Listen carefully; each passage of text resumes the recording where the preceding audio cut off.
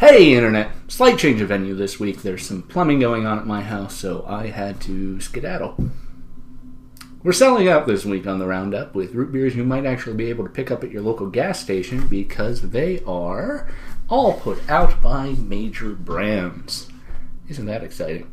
First off, we've got Stewarts Root Beer. Now, Stewarts Root Beer started in Frank Stewart. He opened a drive-in restaurant selling popcorn and root beer, and he would add more salt to his popcorn in order to sell more root beer. That all got started in 1924 in Mansfield, Ohio, where I went to high school.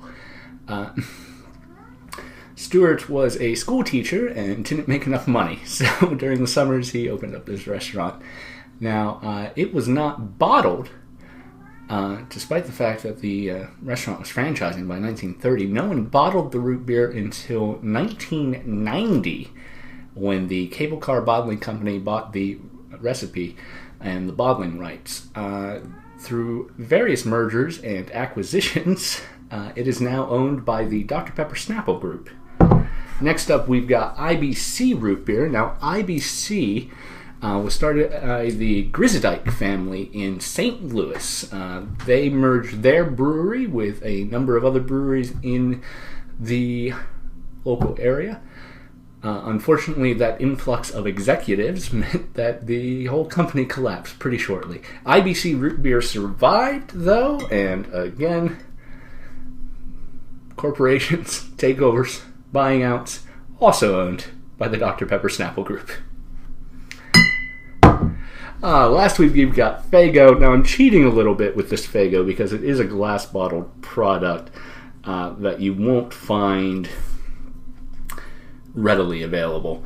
But Faygo itself, very widely available. Oddly enough, a 2009 Bon Appetit article named Faygo as the best tasting American root beer.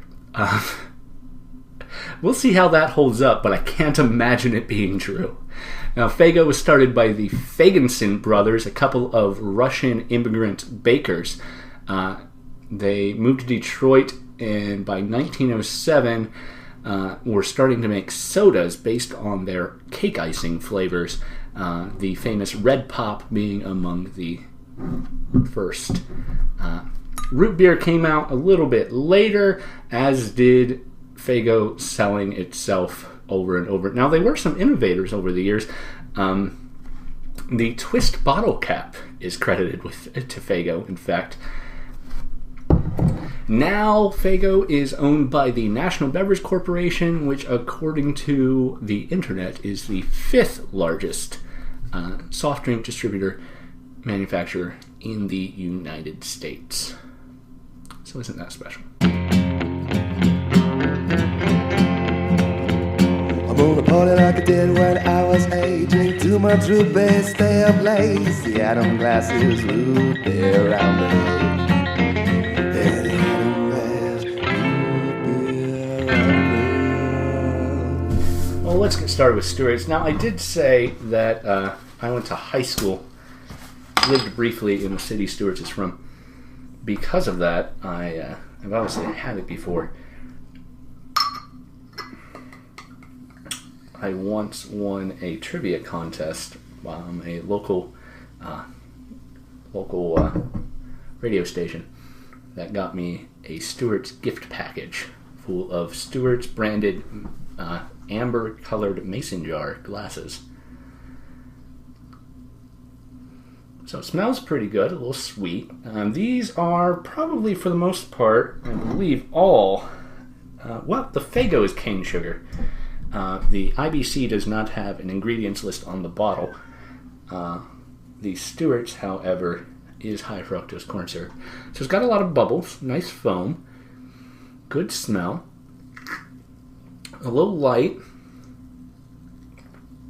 in color, just a little bit of a bite, really deep caramel flavors. Some good vanilla in there, but no bitterness to it really at all. It's not all vanilla. It's very creamy, but there's not a lot of herb to it.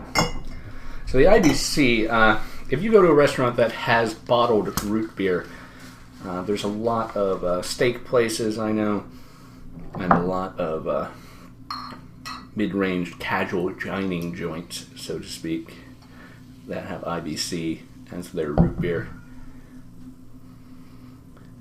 Smells a little more herbal, also very bubbly. I'm going to assume this is corn syrup. It's actually a little bit lighter than the Stewarts. Almost had a red tint to the brownness. Definitely more herbal.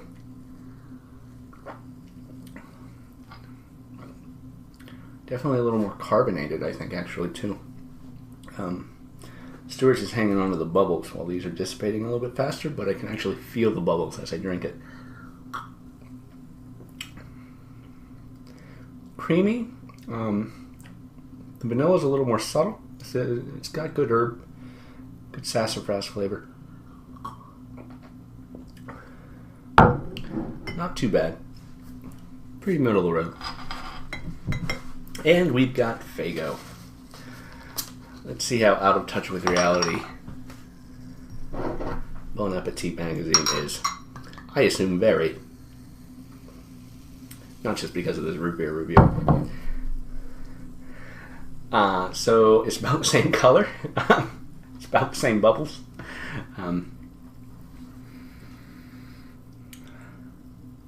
Less of a herbal smell. Less of a anything smell. Whoop whoop. Oh goodness, I had a little ICP accident there, didn't I?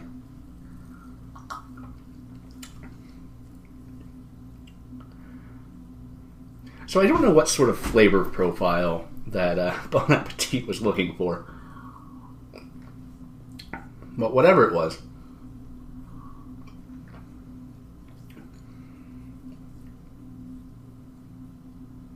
I don't think they tasted very many root beers. That is, it's not overly sweet. The Stewart's is definitely a lot sweeter than that. It's got a little bit of herbs. It's got a good bite to it. But,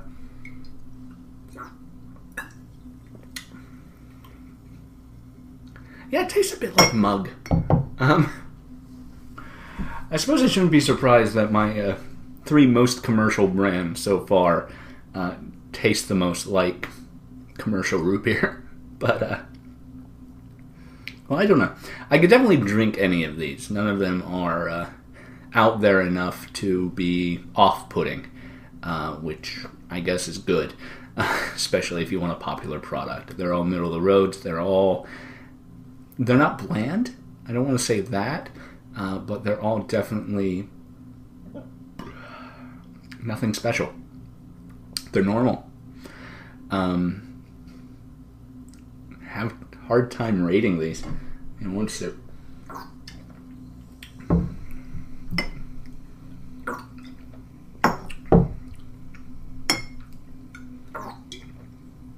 Peace. Let's go IBC, then Faygo, and in the back, hometown favorite. Hometown. I lived there for 4 years during high school. It's not hometown. Anyway, Stewart's in last place. Well, thanks for watching. You have a good one.